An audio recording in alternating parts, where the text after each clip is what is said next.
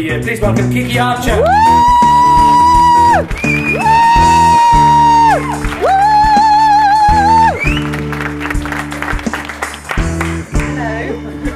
Hello. I'm going to be reading from two of my novels, One Foot Onto the Ice and its sequel, When You Know, that was out last week.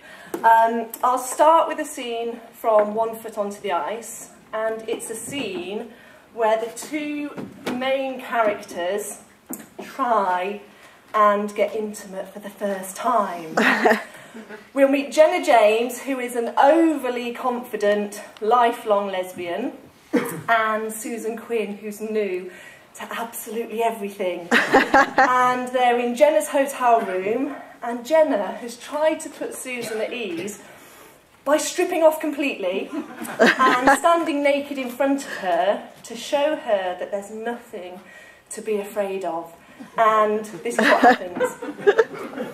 Jenna took off her final piece of clothing and presented herself to Susan.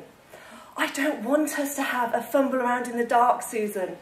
I want us to make love properly. I want it to be raw and passionate, where we do whatever we want, whenever we want, and we'll only get that if we're completely comfortable with one another." Susan wasn't listening. She was fixated on the entirely bald area between Jenna's legs.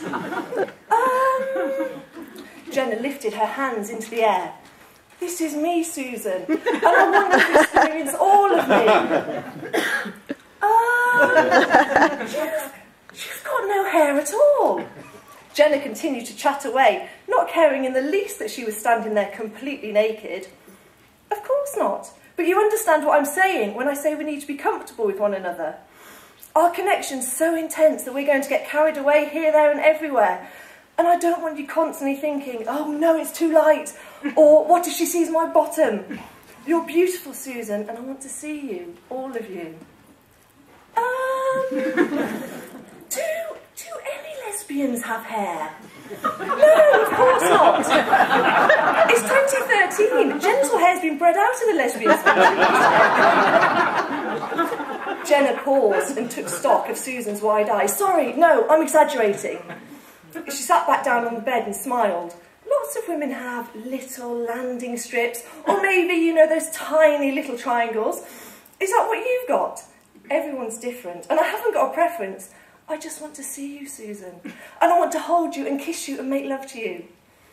Susan coughed lightly and bent down to lift Jenna's top from the floor. "I want you to see me. I want us to do this. I want us to do all of this. But I need a drink first. A cold one. And I promise I won't stop us again, but I need a drink." Susan held onto her own naked boobs as she slid off the bed and grabbed the rest of Jenna's clothes. "Is there any chance you could pop down to the bar? You want a cold drink?" Susan nodded quickly. "Okay," said Jenna, throwing on her clothes. "Give me 5 minutes and don't you dare go anywhere." Susan waited for the bedroom door to shut before dashing straight into Jenna's bathroom. She pulled down her trousers and stared in horror at her huge, fat, bouncing black pubic hair. Compared to Jenna's bald eagle, it looked like she got a prize-winning topiary hedge grown between her legs. She gasped as she pressed on it gently, watching as it sprung back into position. Something that she'd been terribly proud of only an hour ago. Susan panicked. She spent a good 10 minutes when getting ready, plucking away at the odd runaway hair on the inside of her thigh or the base of her stomach, and had assumed that degree of preening would be enough. How wrong had she been? Susan Quinn took a deep breath and looked down at herself once more. Her muff was plump.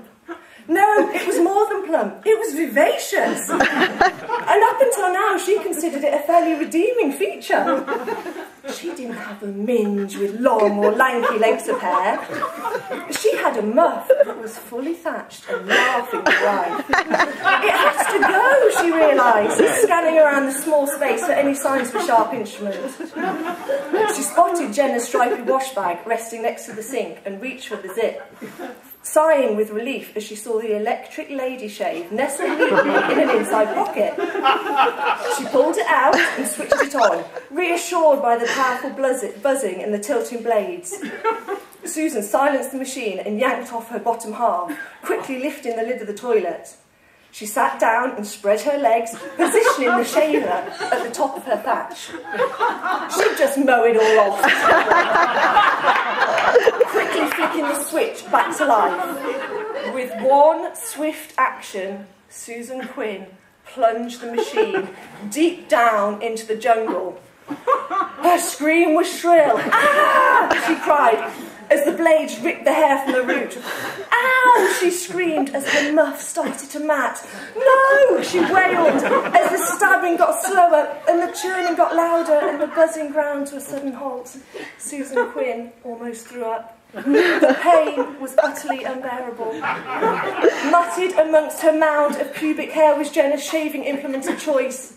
A top-of-the-range electric epilator that used forcible extraction to rid the body of hair. "No!" she cried in total despair. "All okay in there?" asked the voice. Susan looked at the door in horror. "Yes, I'm fine, it's..." She dropped her head down to the mess between her legs and found herself at a total loss for words. Can I come in?" Jenna sounded concerned. "No, I'm in a mess, Susan felt the tears begin to gather behind her eyes, and the lump that had formed at the back of her throat was making it very difficult to talk. I need..." "What do you need?" Jenna pushed on the handle. "Something's wrong, I'm coming in." "No!" shouted Susan, trying to cover her boobs and her mangled muff all at the same time. Jenna glimpsed the side and stepped back behind the door, leaving it slightly ajar so she could talk, but at the same time save Susan's dignity. "Sorry, I didn't know you were on the toilet." Jenna paused, realising what she'd just seen. "You're naked, on the toilet. Are you okay? Why are you naked, Susan?" Susan didn't know what to do. She didn't know what to say. She'd never been in such a horrifically embarrassing situation in her whole entire life. What choice did she have but to sniff back a tear and admit defeat? "I'm so sorry, Jenna. I need your help."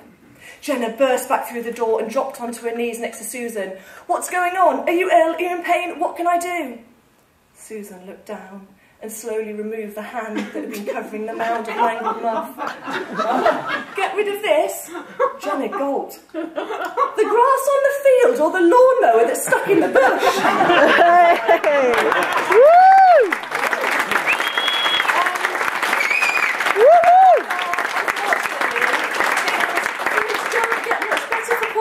In the sequel, because this time she's stuck in the car with Jenna, and Susan, unfortunately, needs a wee. And Jenna's driving, but they're in Susan's car, so this is a scene from my new novel, When You Know. "No, I'm not fine," wailed Susan, double-crossing her legs. Jenna dropped her hand from the steering wheel and stroked Susan's thigh. "Just calm down. Don't touch me, it'll come out." "Traffic's bound to move in a minute." "You said that 10 minutes ago." Susan was jiggling in the passenger seat. "We shouldn't have had all those cups of tea." "Hey, you were the one who kept putting the kettle back on."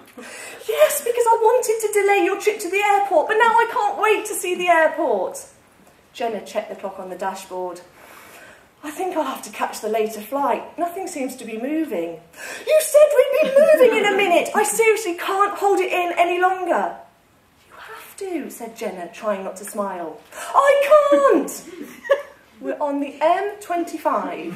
We're boxed in. So get me onto the hard shoulder. I'll climb the embankment. There are bound to be some trees." "Nothing's moving."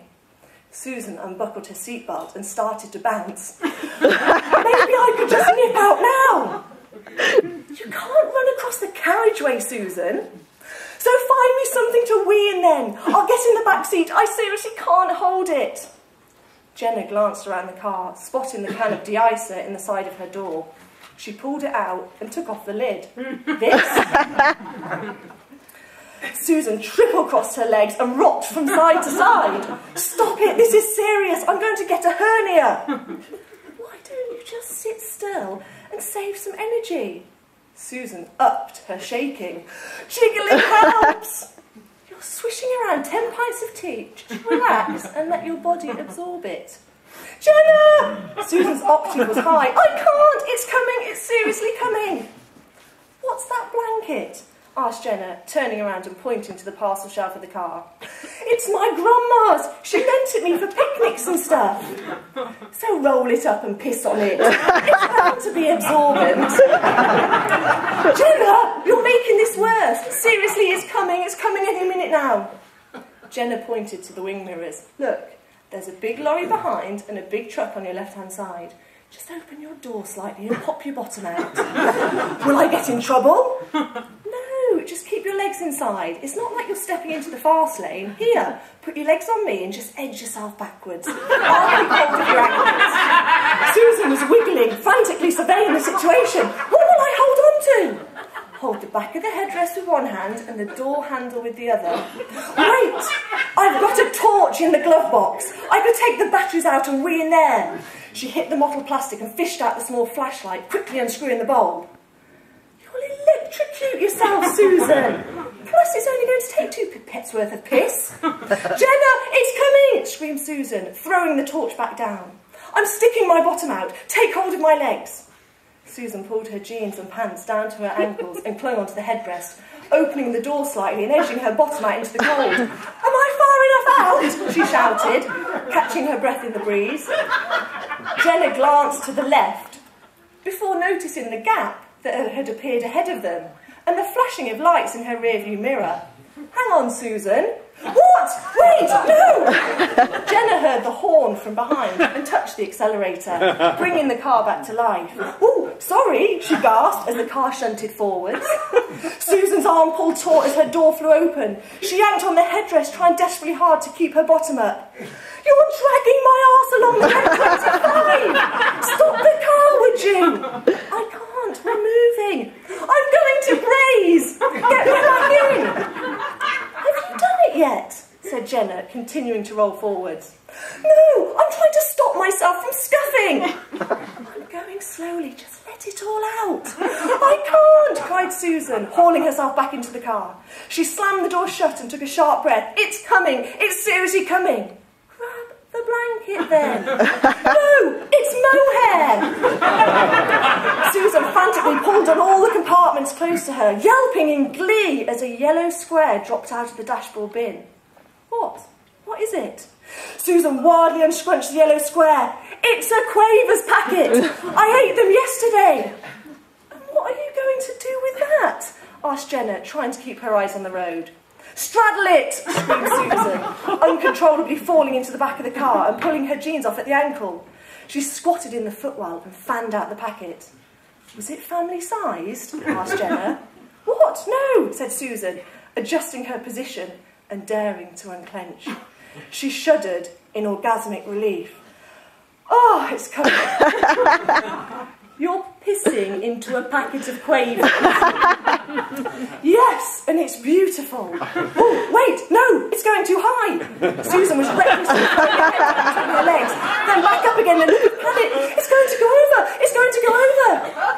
Jenna glanced down into the footwell. Bloody hell, it's like Niagara Falls back there. It's not funny, cried Susan, sloshing the packet between her legs. I'm still going. Jenna sniffed.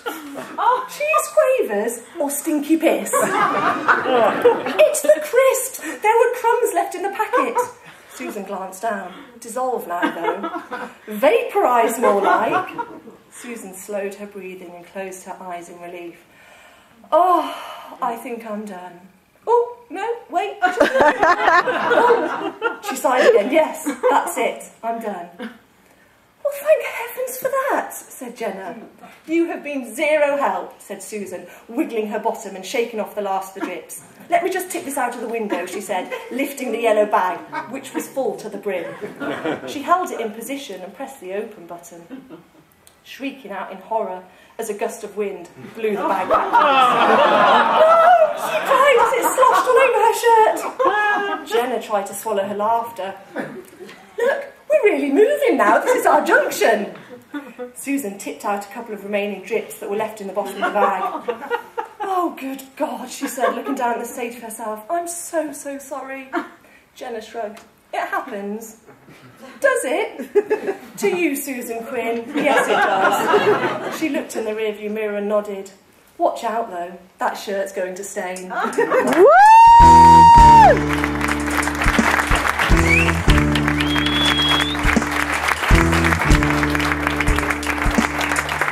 Kiki Archer.